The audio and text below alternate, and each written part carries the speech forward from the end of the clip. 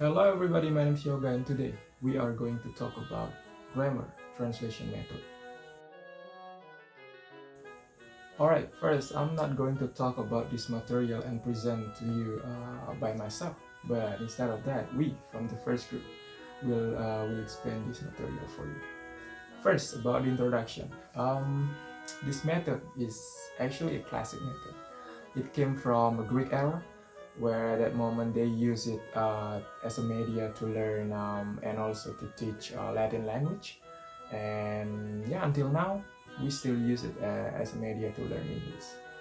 So basically, this method is not focused in developing communication skills to the students, but you know instead of that, the teacher that use this method is actually focused on developing the written skills such as reading and also writing.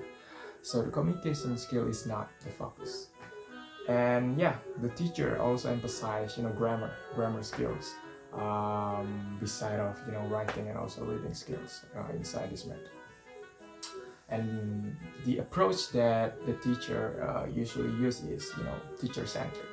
It means that the student has a lack of initiation in learning instruction.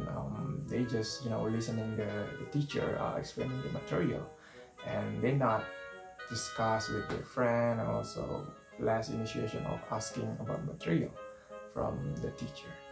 I think that's all about the introduction, and the characteristic for the next material will be explained by my friend Bagus.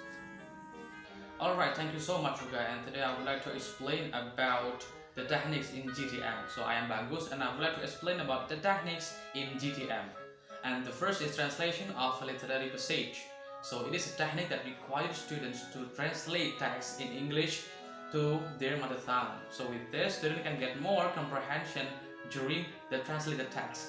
And then reading comprehension questions. So this is the teacher that gives text and gives some instruction to students to answer some question according to the text. So the question is like content conclusion, text related, and also relate with students' experiences. And then the entering or synonym. As we know, it is asking students to identify similarities or differences in each word. And then cognates that requires students to find a target language spelling similar to the mother tongue, such as the word television in English that's similar with televisi in Bahasa. And then the last is composition. So in this technique, the teacher gives an instruction to student to make a composition such as a short simple summary from the text that given by teacher. So that's about the technique in grammar translation method. And then the next will be explained by Vikanta. So Vikanta, time is yours. Thank you, Bagus. So now, I would like to tell you about the strengths and the weaknesses of GTM. According to Red Meaning Say in 2019, there are 6 strengths of GTM. First, GTM is the simplest way to explain about phrase and word meaning of a language to other languages. Second, GTM is emphasized on written language. So, a teacher who lacks in English can use this method. Third, a student can learn reading and writing in target language accurately. Fourth, students can focus on grammar and sentence structure so that the students can master grammar well. Fifth, the students are expected to learn more from reading. It is because this method can build students' understanding. The last, a student who are good at math and logic can use this method as a challenge to train their mental. So next, let's move to the weaknesses of GTM. According to Red Meaning Say, there are 3 weaknesses of GTM. First, the students learn the language by reading first. It is less precise because in language learning, the right step is listening, speaking, reading, and writing. Second, this method is quite difficult for students because translating is not an easy job. There are no clear or the most correct translation. Nonetheless, this method teaches students to learn the language, not to use the language. I think that's all about the strengths and the weaknesses of GTM. My friend Daddy will show you the simulation of GTM. Daddy, the time is yours. Good afternoon, student. So, how are you today? Good. Sound like me, I'm good too. So, today we'll learn the material about what we learned last meeting, the part of the material. So, last meeting we talked about class work. Okay, class work. So, today we will talk about one of the class words, that is adjective. So, the part of adjective. Anyone know? What is that? Anyone? No? Okay. Today we will talk about synonym and the antonym.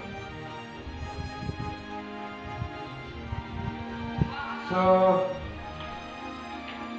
synonym or in bahasa, in bahasa we talk about persamaan kata, and antonym we talk about lawan kata. I think you in elementary school or senior high school already learned the material about synonym and antonym. So now I just want to check your knowledge about synonym and antonym. So first, synonym. So anyone can give me example what the example of synonym? Okay, you. Beautiful.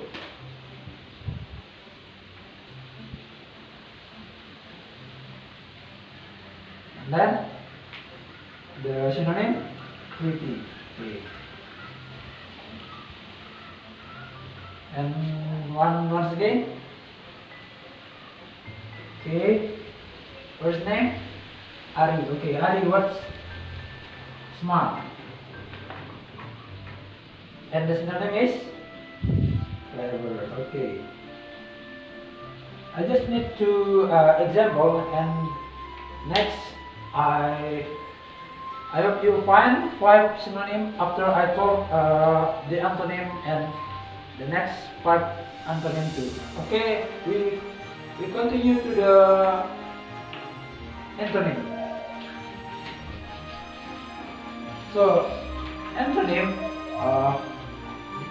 is or in bahasa we easily talk about lawan kata.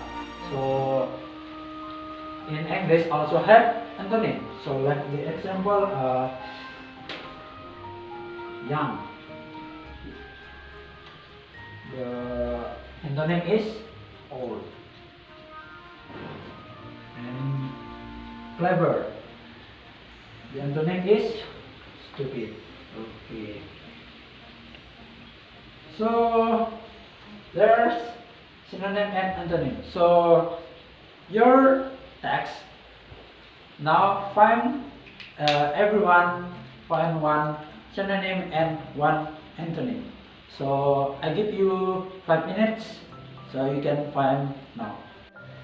Okay, time's up. So I just need 5 example from you. So every person that I call the name must say the synonym or the antonym that I need. Okay. So number 1, Adi, synonym. Yeah, sad. Okay, sad. The synonym is unhappy. Okay. Okay, it's correct. Okay, good, correct. And then risky. The synonym. The synonym. What? Happy. Okay, happy. And the synonym is joyful.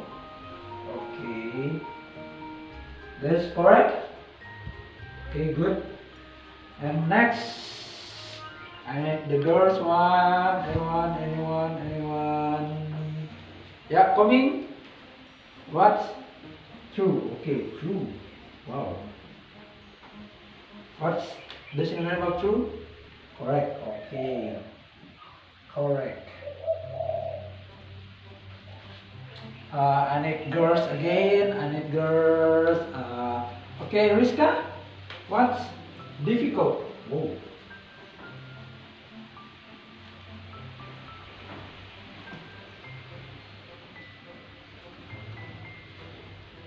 And the synonym is hard. Okay. That's correct, student. Good. Correct. So last, maybe okay, Kadek. What? Introvert. Okay, introvert.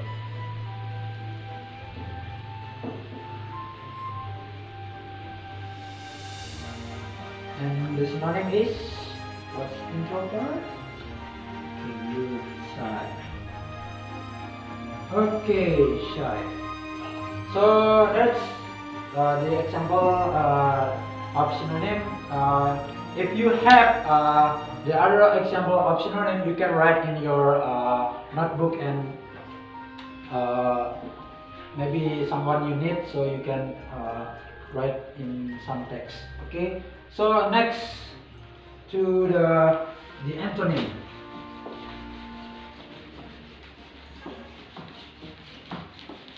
So the antonym, I will write the first word, and I will ask you what the antonym of the word that I write. Okay. So from the first one, Rika, what's the antonym of happy? Do know? Okay, good. Sad. Okay.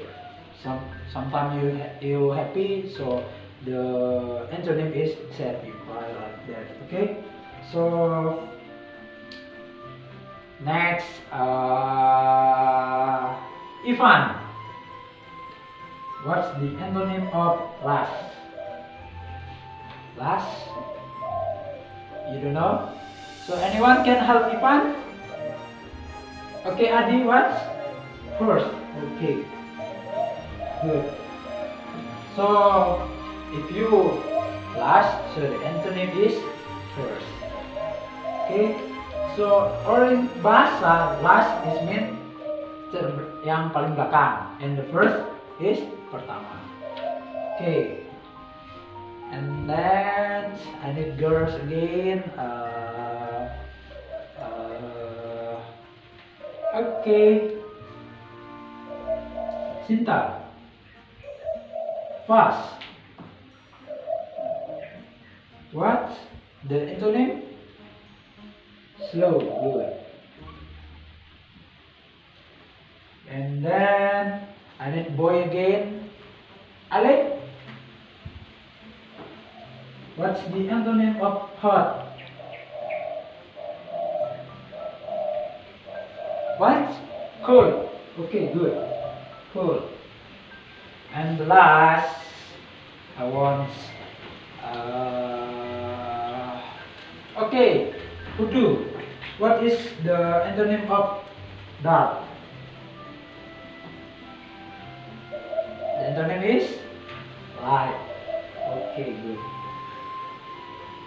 So there's the example of the antonym. So like I said before, if you have some example like more than this, you can write in your notebook, so make your vocabulary more rich word. Okay, so because time is not enough, so that's all about the material we taught today. So your